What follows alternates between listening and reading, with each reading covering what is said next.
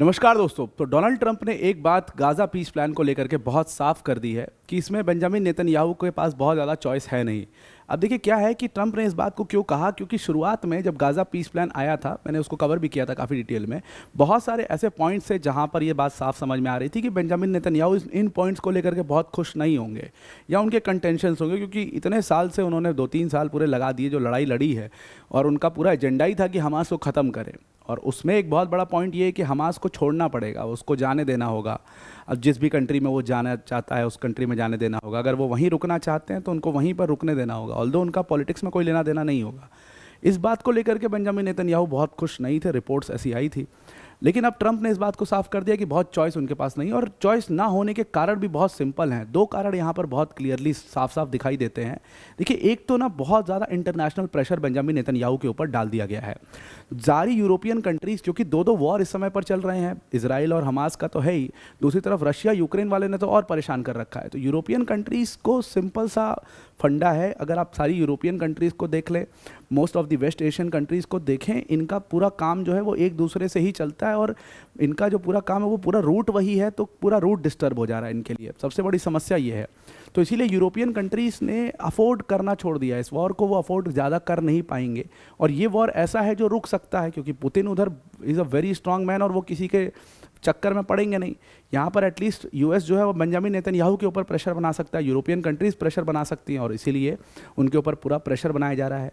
जो पैलेस्टीन को इन्होंने यूरोपियन कंट्रीज़ ने रिकॉग्नाइज़ किया है अभी रिसेंटली, वो इस बात का अपने आप में बहुत बड़ा गवाह है कि अब ये वॉर को वो कंटिन्यू नहीं करना चाहते। वो को एग्जिस्टेंस में बिलीव कर रहे हैं, और वो चाहते कि को एग्जिस्ट करे, ये दोनों चीज़ें, पैलेस्टीन और इसराइल दोनों को एग्जिस्ट करे।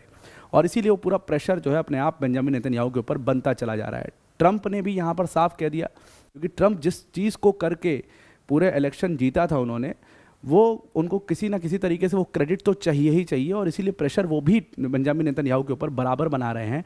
और पूरा इस गाज़ा पीस प्लान को लेकर के हरी झंडी दी जा चुकी है दोनों तरफ से। हमास ने भी यहाँ पर एक हरी झंडी दे दी है, और उसका भी अपना कारण है, सारा समझेंगे हरी झंडी करके कितने लोग कब छूटेंगे, कब ये पूरा फाइनलाइज होगा। पर वीडियो में आगे जाने से पहले एक छोटी सी अनाउंसमेंट है अनअकैडमी टीम की तरफ से कि अगर आप यूपीएससी सीएससी की प्रिपरेशन करना चाहते हैं और आप टारगेट कर रहे हैं 2028, 2029, 2030 या और आगे आप अटेम्प्ट देना चाहते हैं, अभी आप ग्रेजुएशन में हैं, कहीं पर हैं, या आपके बच्चा ग्रेजुएशन में प्रिपेयर करना चाहता है, तो आप वन स्टॉप सॉल्यूशन फॉलो कर सकते हैं, वो है अनअकैडमी। यूपीएससी मंजिल बाय अनअकैडमी करके हमने यूट्यूब चैनल शुरू किया, जिसमें पूरा बढ़िया क्वालिटी कंटेंट एकदम कंप्लीट यूपीएससी सिलेबस का आपको प्रोवाइड किया जाएगा। पूरा यूपीएससी का सिलेबस आपको फ्री ऑफ कॉस्ट हम उस चैनल के ऊपर पढ़ा देंगे। आपको कुछ नहीं करना है, आपको सिर्फ उस चैनल को फॉलो करना है, उसके वीडियोज़ को फॉलो करना है, और उसके साथ अपनी नोट्स मेकिंग करनी है। आप बहुत अच्छे से ये प्रिपरेशन को कर पाओगे, और क्वालिटी कंटेंट वहाँ पर आपको उस चैनल पर जाकर के दिख जाएगा कि इस क्वालिटी का कंटेंट आपको फ्री ऑफ कॉस्ट दिया जा रहा है। तो उसकी लिंक आपको चैनल की डिस्क्रिप्शन में मिल जाएगी या पिन कमेंट में मिल जाएगी। कुछ वीडियोस जो हैं उसके ऊपर ऑलरेडी आ चुकी हैं, अगर आपने नहीं फॉलो किया, जैसे इंडियन पॉलिटी वहाँ पर मैं कवर करा रहा हूँ, इंडियन पॉलिटी की कई सारी वीडियोज़ जो है वहाँ पर ऑलरेडी पब्लिश हो चुकी हैं। आप चाहें तो उस वीडियोज़ को जा करके देख सकते हैं। बिल्कुल बेस से, स्टार्टिंग से, एनसीईआरटी से लेकर के पूरा एडवांस लेवल तक का वहाँ पर एकदम आपको कवर कराया जाएगा। तो उसको आप ज़रूर से ज़रूर फॉलो करिए। Now coming back to the topic, तो जैसा कि मैंने आपको बताया, Donald Trump desperately wants this war to end, और वो चाहते किसी तरीके से निगोशिएशंस हों और जल्दी से वो ख़त्म हो। तो पूरी टीम जो है वो इजिप्ट पहुंच चुकी है। आज से निगोशिएशंस उसकी चालू हो चुकी है। जारेड कुशनर और स्टीव विटकॉफ दोनों वहाँ पर पहुँचे हैं। बेंजामिन नेतन्याहू, इजराइल के लीडर्स जो हैं, बेंजामिन नेतन्याहू तो नहीं है लेकिन इजराइल के लीडर्स जो हैं वहाँ पर पहुँच चुके हैं, और निगोशिएशंस, और हमास का डेलीगेशन भी पहुँचेगा अभी इजिप्ट में, अभी पहुँचा नहीं है, पहुँचेगा इजिप्ट में। तो पूरा सारे पार्टीज़ को टेबल पर बैठा करके निगोशिएशंस जो है वो शुरू हो जाएंगे। डोनाल्ड ट्रंप ने कहा कि हम बहुत जल्दी इस पूरी डील को क्लोज करने वाले हैं, और कमिंग डेज में, कमिंग 4-5 दिनों के अंदर आपको एक गुड न्यूज़ सुनने को मिल सकती है कि इजराइल और हमास का जो पूरा कॉन्फ्लिक्ट है वो अब ख़त्म हो चुका है। और डोनाल्ड ट्रंप ने क्रेडिट लेने में तो पीछे बिल्कुल भी रहते नहीं हैं, तो वो इसका क्रेडिट 100% लेंगे, खूब कूद के लेंगे। उन्होंने अभी क्रेडिट लेना शुरू कर दिया है। अभी उन्होंने कह दिया कि फाइनल स्टेजेस में बात हो चुकी है, सब कुछ हो चुका है। ट्रंप ने यहाँ पर एक बहुत बड़ी बात क्लियर की, और यही दिखाता है कि बेंजामिन नेतन्याहू के ऊपर कितना प्रेशर है।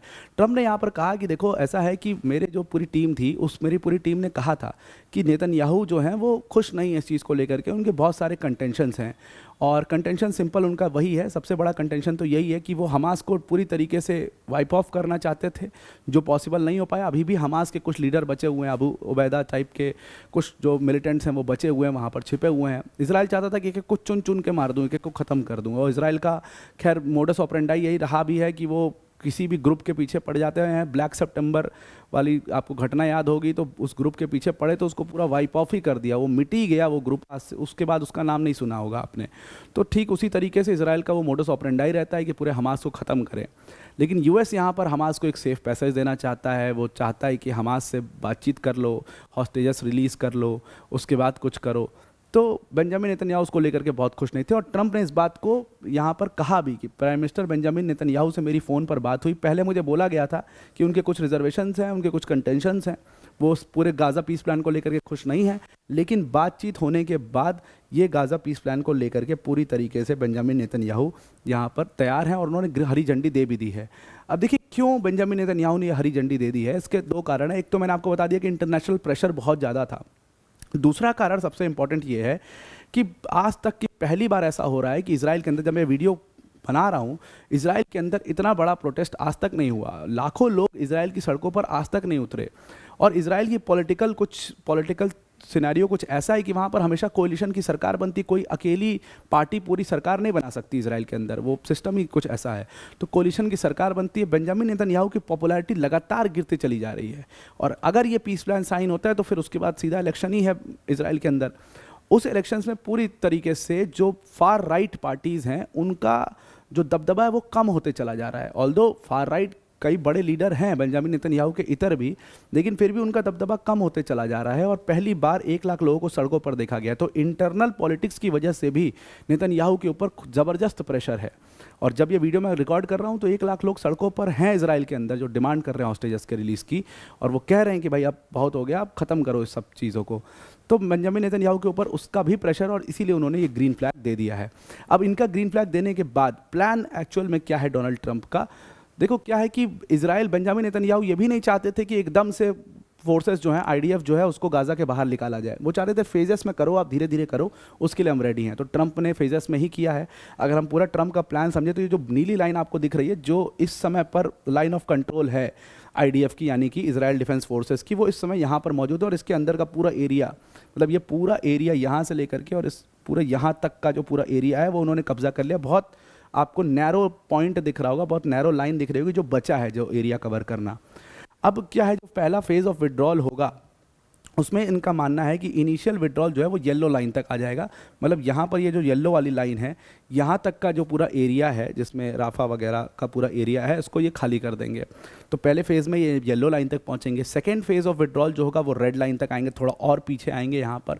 और उसके बाद फाइनल विड्रॉल जो होगा, जो कि कुछ समय बाद होगा, वो ये बॉक्सेस जो आपको शेडेड बॉक्सेस दिख रहे हैं, ये एक बफर जोन क्रिएट किया जाएगा। और इसके बाद यहाँ पर कुछ इजरायली फोर्सेस खड़ी होंगी।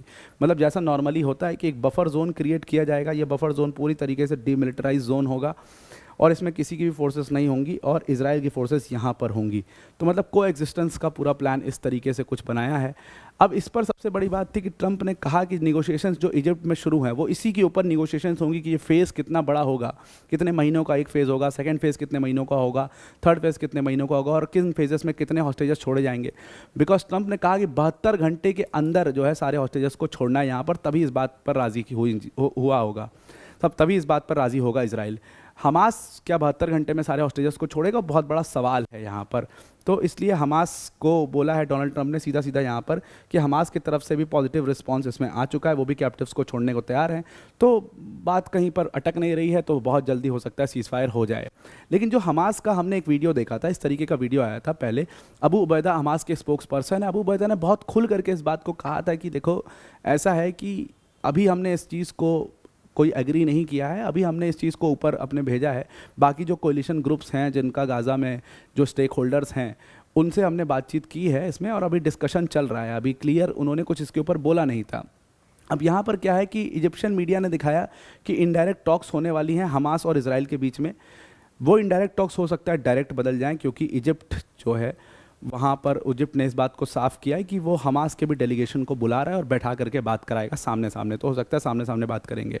ट्रंप ने बिल्कुल अपना इसमें बहुत क्लियर कर दिया था कि हमास अगर इस प्लान को डिले करेगा तो फिर हमास के पास कोई ऑप्शन है नहीं, हमास को फिर झेलना पड़ेगा, हमास को भुगतना पड़ेगा, पूरे हमास को वाइप ऑफ कर देंगे।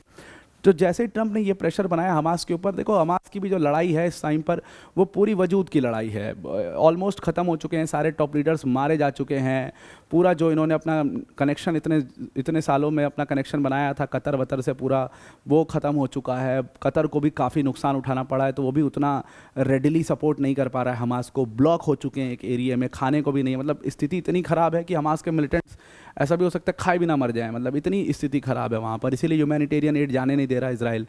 तो बहुत सारी समस्या, हमास का मेन जो प्रॉब्लम है वो वजूद का इशू है, और इसीलिए कहा गया है कि हमास ने इसमें अप्रूवल दे दिया अपना।